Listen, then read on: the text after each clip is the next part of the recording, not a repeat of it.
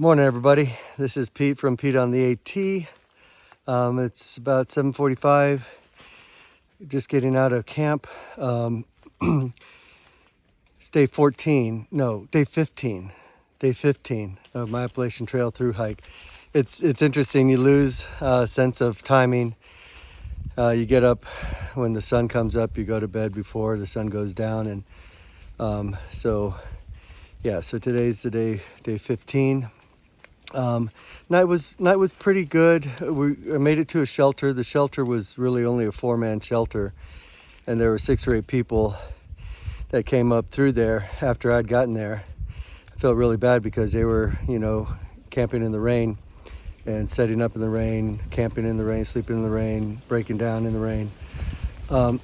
Anyway, so I've got about 11-12 mile hike ahead of me. It's going to be intermittent raining all day today. I'd say it's probably low 40s, I guess, right now.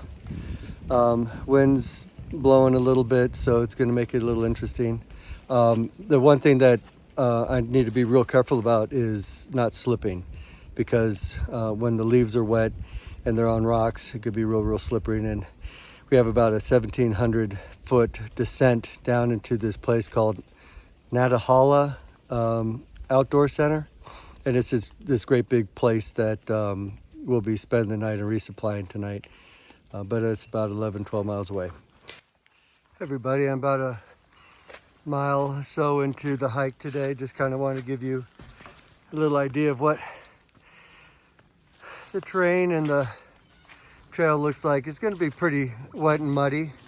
My feet are already wet, and I'm sure there's going to be a lot of places on the trail that are big mud puddles like this.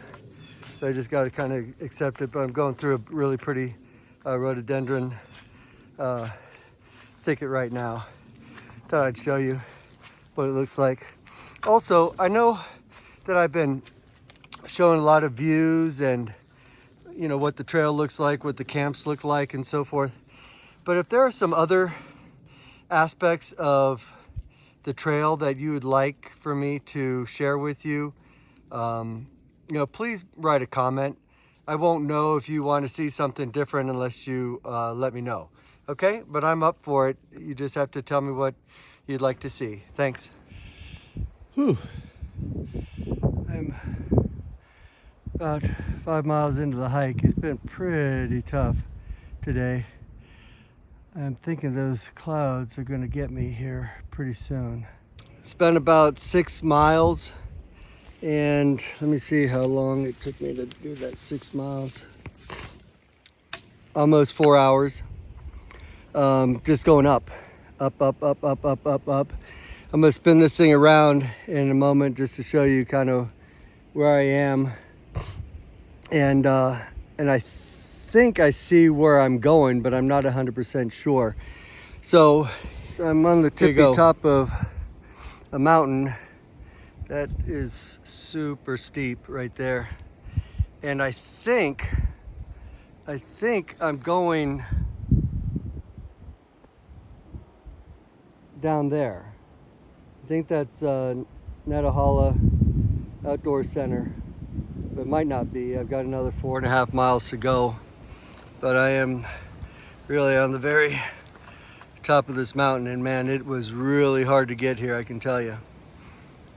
All right, now it's all downhill, believe it or not, 4.5 miles downhill. So I was up around 5,000 feet, a little over 5,000 feet yesterday, or last night, and had been coming down most of the day, or at least half of the day. And as I'm coming down, I'm getting more and more little plants that are leafing out. I don't know if you can see. I don't know if you can see over there. We've got some, red buds starting to bud out, and all through there, budding out. So the lower elevations, the closer you get into town, the more it's starting to leaf out. It's going to take a little bit to get to the top of the mountain, but it's coming. So this is the knock You got the general store, outfitter, River's End restaurant. Just ate a nice Reuben there and a burger. And this is, I don't know what river this is, Nalahala, I guess, but they've got a lot of kayaking and whitewater rafting through here. And I think this place is super popular in the summertime, but there's people out here now. And then our cabin is just up there. I just want to do a little recap of today, show you what our accommodations are like. This is a kind of a big house with a common area and a little kitchenette, but you have, I think, 3 or 4 bedrooms down that hallway. You've got 3 or 4 bedrooms down that hallway. They're all, you know, individually key locked. And then we've got a few more up here. The laundry facility, we're doing our laundry right now. And then we got our own private shower and bathroom. And then this is our room. It's small. It's small, but we've got a double bed and a, you know, single bunk, our little mirror bath area, little dresser, and a little patio thing out there. Anyway, this is at the Knock, and this is called Base Camp. But it's a little bit of an upgrade to what it's definitely an upgrade to the bunkhouse. But of course, you know, we've got our pack explosion a little bit going on, so we'll wait till the laundry's done and we can get repacked. Hey everybody, just want to wrap up day 15. We started at Cold Spring Shelter, and it was about 11 or 12 mile hike to something called the Knock, N-O-C. It's actually Natahala Outdoor Center, and it's a cool place, really cool. It's a little mini village.